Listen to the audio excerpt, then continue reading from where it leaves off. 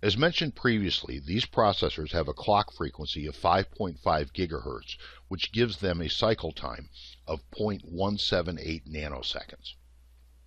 This timing is an engineering metric used to determine the time it takes to perform certain functions. For example, most instructions may execute on a single machine cycle. Data transfer between elements will be represented by a number of bytes per cycle. Therefore, all things being equal, a faster cycle time results in a faster machine. The use of cycle time allows us to express operations in terms of the number of cycles it takes, rather than using all kinds of time expressions. For example, if it takes 106 nanoseconds to access data in RAM, it makes more sense to express that as 600 cycles. This gives us an indication of how many instructions may have been delayed by accessing the data. While a more thorough treatment is beyond the scope of this module, you can consider that there is a difference between the rated speed of a machine and the actual speed achieved because of the work itself. Various activities can cause delays which prevent the machine from running at its maximum speed. This is easily seen on any computer when it is overloaded. In that case, more and more machine cycles are being used to manage the work rather than running it, so we experience a slow running machine. One of the other resources used by these systems is RAM memory. This can range from a minimum of 32 gigabytes to 3 terabytes. In addition to RAM memory, the Z-series machine is designed to use 4 levels of cache memory. Levels 1 and 2 are divided into instruction and data caches, while level 3 and 4 are mixed. The cache sizes are designed to experience 99% hits, which means that the desired instruction or data can be obtained from the cache 99% of the time. As we just mentioned, a processor will be slowed down by delays in accessing data, so the use of these 4 levels of cache are to reduce the delays of accessing data in memory. When data is read from RAM memory, it is staged up into the L1 cache for fast access. However, it can't be kept there indefinitely, so it gradually migrates down to the other levels of cache, which still helps make access faster than going directly to RAM memory. For example, if it takes 1 cycle to access data in the L1 cache, while it takes 600 cycles to access it in RAM memory. So you can see the benefit of having the data staged in level 1 cache for immediate access, rather than delaying execution by retrieving data from RAM. This type of design is used in all computer systems. However, many systems will only use 1 or 2 levels of caching, while the Z-series processor uses 4. To help clarify these concepts, let's review a simplified schematic of what takes place.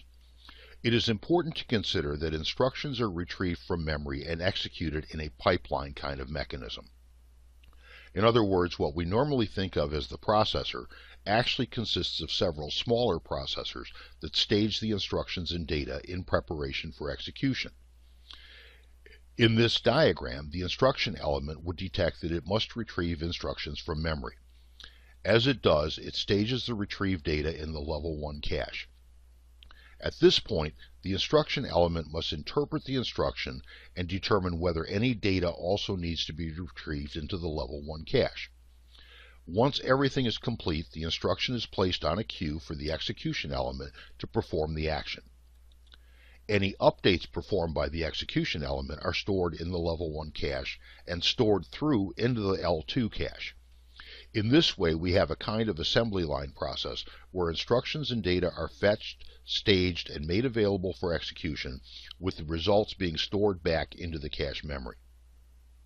The entire design is intended to reduce delays by anticipating as much as possible what is necessary to complete execution of the instruction being processed. There can be other variations on this, as indicated in the EC12, where the instruction data caches are separated, as well as the addition of more cache levels to promote the greater likelihood of finding current data being worked on. In order to support access to all these processors in memory, the EC12 is built as a set of 4 modules, or books, which are interconnected to allow communications between them. Each book has a certain number of processors and RAM memory. Again, this reduces competition for resources and may prevent delays by allowing work to run primarily on one book with a smaller number of cross-book requests than if all the processors were competing equally for access to memory. This way, a cross-book request occurs only when the processor is referencing data that isn't on the same book, which doesn't occur as frequently. The level 4 cache is used to look up data across books. Another fundamental part of the System Z design is the Process Resource System Manager, or PRISM. In most computer systems, some operations are too complex to be implemented purely by hardware. So to perform these functions, microcode instructions are added for this purpose. These special instructions can be thought of as a kind of firmware, since they don't run under the control of the operating system, but run as a part of the hardware implementation. In the Z-series processors, PRISM is implemented to manage the hardware, so that the operating system doesn't have to deal with specific hardware implementation like the book configuration. In this way, performance enhancements occur by a combination of operating system decisions that are managed by PRISM to allow the most efficient use of hardware resources and minimize the delays of processing in such a large configuration. PRISM also allows us to logically partition the hardware into virtual systems known as LPARs, or logical partitions. Up to 60 such images can be configured on a Z-series machine. LPARs can consist of ZOS images, coupling facilities, and LPARs running VM with Linux. PRISM is also responsible for managing the access to physical processors from the various logical partitions that are defined. This ensures that each LPAR gets access based on the percentage share that it has been assigned. In this screen capture, we can see how the physical systems have been divided up into various LPARs. In the middle of the display, we see 7 LPARs designated as System 1 through System 7. In addition, we can see the coupling facility LPAR and an LPAR dedicated to a VM Linux configuration. It is important to remember that each LPAR behaves and is treated as if it were representing a physical machine on its own. So this display allows us to see how active or busy each particular LPAR is within the percentage share it has been assigned. So, to recap, we have a machine that has a maximum of 101 processing units that can be divided into 60 logical partitions, each independently running an operating system.